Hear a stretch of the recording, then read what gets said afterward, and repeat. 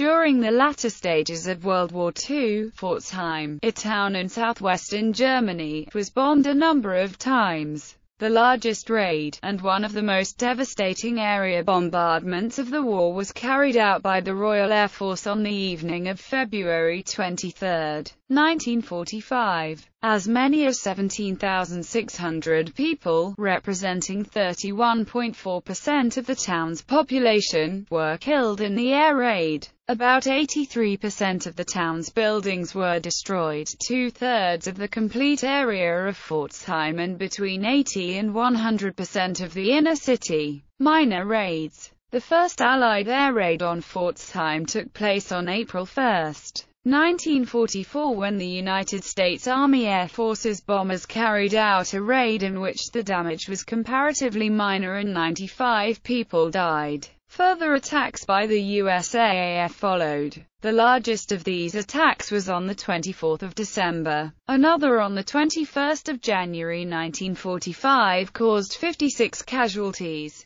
The RAF also carried out a number of nighttime nuisance raids on Pforzheim using de Havilland Mosquito light bombers. The raids, consisting of around half a dozen Mosquitoes, forced the Luftwaffe, the German Air Force, to respond. They also helped confuse the German defenses, making it more difficult for the Germans to identify the major raids. In doing so, these raids diverted resources away from the main bomber streams. These nuisance raids affected the citizens of the targeted cities, driving them into shelters and disturbing their sleep. There were 3 consecutive raids on the nights of October 2, October 3, and October 4, 1944, with a further 3 raids in October and 1 in November 1944. Across all these raids, the RAF lost 1 aircraft. After the devastating air raid of February 23, 1945, there were smaller air raids on Pforzheim. On March 4,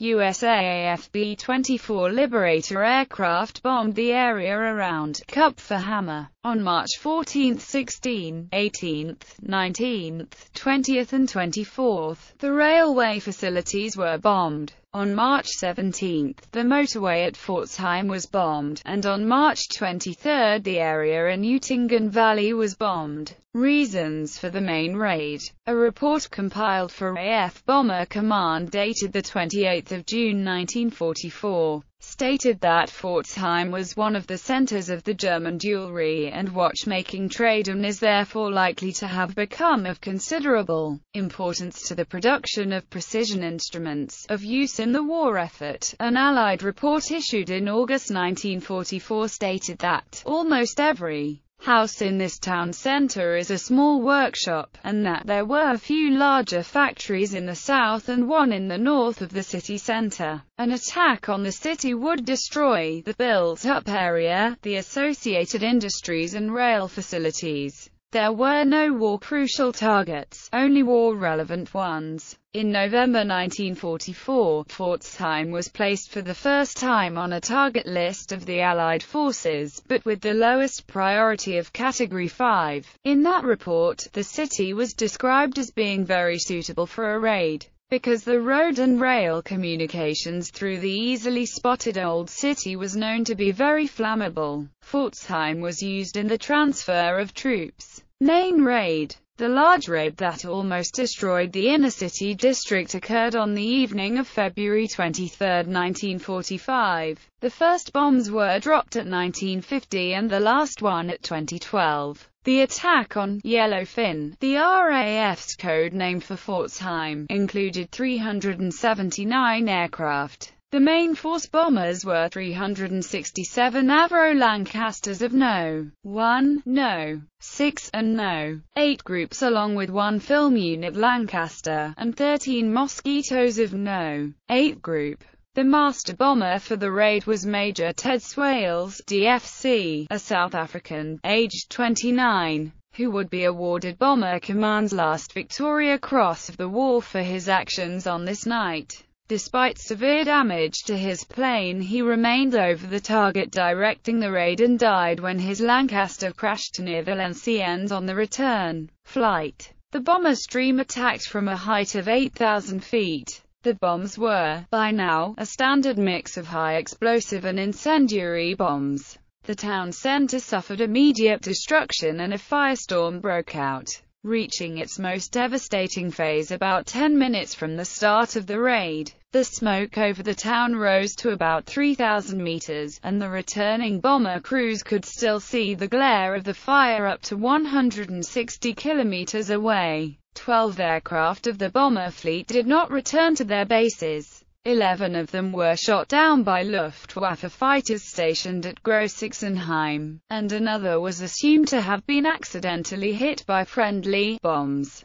At least 2 aircraft crashed not far from Pforzheim, and Swale's aircraft, which had been hit twice, crashed in France. One of the Lancasters that crashed near Pforzheim went down close to the village of Neuhausen. 3 of its crew members bailed out, of whom 2 survived. The remaining crew members died. The other one crashed near the village of Albingstadt near the town of Calw. Impact of the attack. The German Army report of February 24, 1945 devoted only 2 lines to reporting the bombardment. In the early evening hours of February 23, a forceful British attack was directed at Pforzheim. The post-war British Bombing Survey Unit estimated that 83% of the town's built-up area was destroyed, probably the greatest proportion in one raid during the war. In the center, almost 90% of the buildings were destroyed. In an area about 3 kilometers long and 1.5 kilometers wide, all buildings were reduced to rubble. 17,600 citizens were officially counted as dead and thousands were injured.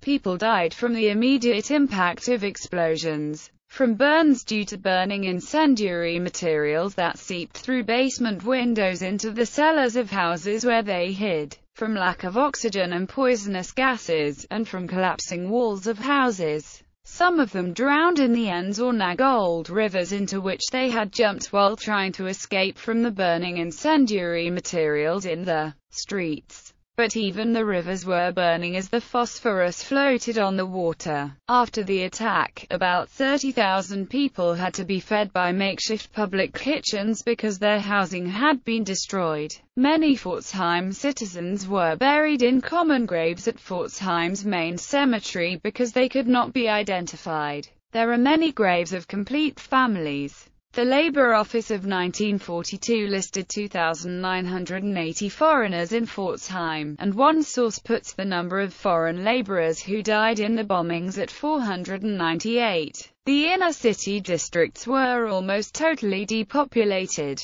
According to the State Statistics Bureau, in the Market Square area in 1939 there were 4,112 registered inhabitants, in 1945 none. In the Old Town area in 1939 there were 5,109 inhabitants, in 1945 only 2 persons were still living there. In the Leopold Square area, in 1939 there were 4,416 inhabitants, in 1945 only 13. Some surviving Allied aircrew died when they fell into the hands of German civilians. 4 weeks after the Pforzheim main raid, the British crew of a B-17 Flying Fortress bailed out near Pforzheim where they were captured, and 6 of them were shot at the nearby village of Hutchenfeld. One member managed to escape but was later recaptured and taken to a POW camp. Post-war, rather than rebuild the center of Pforzheim on the old street plan, the main thoroughfares were widened after the war. The rubble from the destruction was heaped into a large, high mound on the outskirts of the town and covered with soil and vegetation. It is officially named the Wallburg. As with other German cities which have similar mounds, it remains a visible reminder of the destruction brought upon the city during World War II.